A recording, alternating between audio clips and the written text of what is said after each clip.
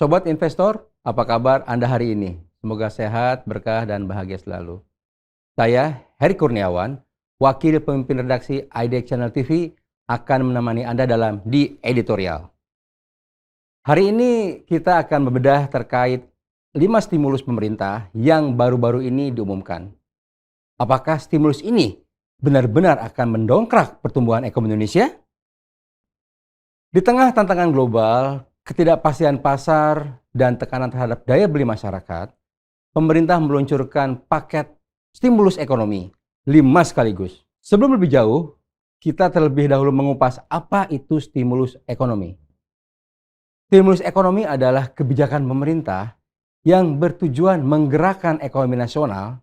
Biasanya, ini dilakukan saat ekonomi melambat, pertumbuhan menurun, atau ketika daya beli masyarakat lesu. Stimulus bisa berbentuk banyak hal, mulai dari insentif pajak, bantuan sosial, belanja infrastruktur, subsidi, atau deregulasi.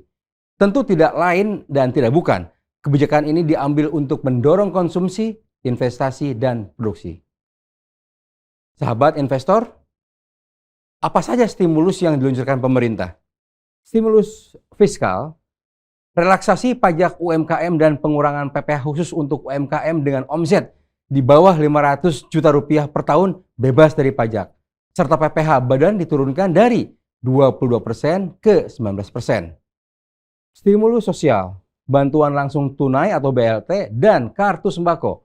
Bantuan ini menyasar 12 juta keluarga dengan tambahan anggaran 22 triliun untuk memperkuat daya beli. Stimulus infrastruktur, berupa percepatan proyek strategi nasional atau PSN, pemerintah menggelontorkan 100 triliun rupiah untuk percepatan pembangunan tol, pelabuhan, dan konektivitas logistik. Stimulus investasi, penyederhanaan perizinan dan penanaman modal asing, di mana semua hal tersebut dilakukan hanya melalui platform OSS (Online Single Submission), serta perizinan usaha dipangkas jadi kurang dari 7 hari. Berikut adalah stimulus tenaga kerja, pelatihan dan subsidi gaji. Pemerintah memberikan subsidi gaji untuk pekerja bergaji di bawah 5 juta rupiah, serta perluasan kartu prakerja. Kelima stimulus ini menyasar 3 lini penting, yaitu konsumsi rumah tangga, investasi swasta, dan belanja pemerintah. Nah, ini menjadi pertanyaan semua orang. Apa untungnya bagi masyarakat kecil? Bagi buruh dan pekerja informal, subsidi gaji dan BLT sangat membantu daya beli harian.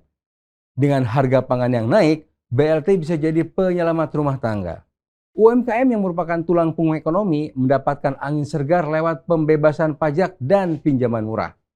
Petani dan nelayan pun kebagian lewat program subsidi pupuk dan sarana produksi pertanian yang digulirkan bersamaan dengan stimulus. Namun jangan lupa satu hal, stimulus hanya berhasil jika benar-benar sampai ke tangan rakyat. Masalah klasik seperti birokrasi lambat dan kebocoran anggaran bisa membuat manfaatnya menguap di tengah jalan. Apakah 5 stimulus ini cukup kuat untuk mendongkrak ekonomi nasional? Hari ini kita lihat data. Pertumbuhan ekonomi Indonesia pada kuartal 1 tahun ini hanya 4,6%, di bawah target APBN sebesar 5,2%. Inflasi menyentuh 3,8% year on year, didorong oleh kenaikan harga pangan dan energi. Tingkat pengangguran masih sekitar 5,2% dan angka kemiskinan naik tipis 0,1% menurut data BPS. Stimulus bisa jadi alat ampuh jika diarahkan tepat sasaran dan disalurkan cepat. Tapi ada tantangan besar di mana kapasitas fiskal pemerintah semakin terbatas. Defisit anggaran sudah mencapai 3,1% PDB. Penerimaan pajak stagnan, padahal beban belanja semakin besar. Ketergantungan pada konsumsi rumah tangga masih dominan, yaitu 60% dari PDB yang berasal dari konsumsi. Kalau konsumsi tak naik, pertumbuhan akan stagnan. Jadi apakah stimulus ini cukup? Jawabnya, cukup untuk mencegah perlambatan lebih parah, tapi belum cukup untuk akselerasi.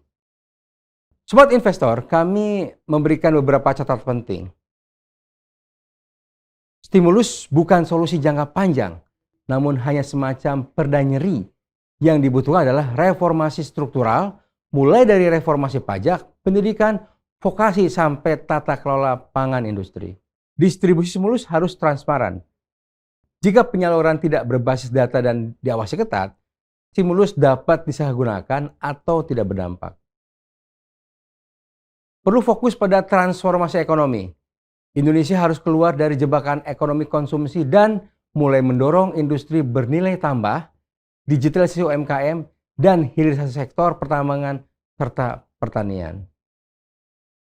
Stimulus ekonomi boleh jadi headline, tapi masa depan ditentukan oleh konsistensi dalam eksekusi kebijakan. Kita semua tahu, ekonomi bukan sekadar angka. 5 stimulus ini jika dikelola dengan baik bisa menjadi penyelamat dalam jangka pendek, tapi jika tidak disertai perbaikan menyeluruh, maka akan menjadi seperti menambal ban bocor tanpa mengganti ban. Apakah stimulus ini akan berhasil? Waktu yang akan menjawab. Tapi harapan kita, stimulus ini tidak berhenti di angka dan rapat, tapi benar-benar mengalir ke desa, pasar, warung, dan rumah-rumah rakyat biasa.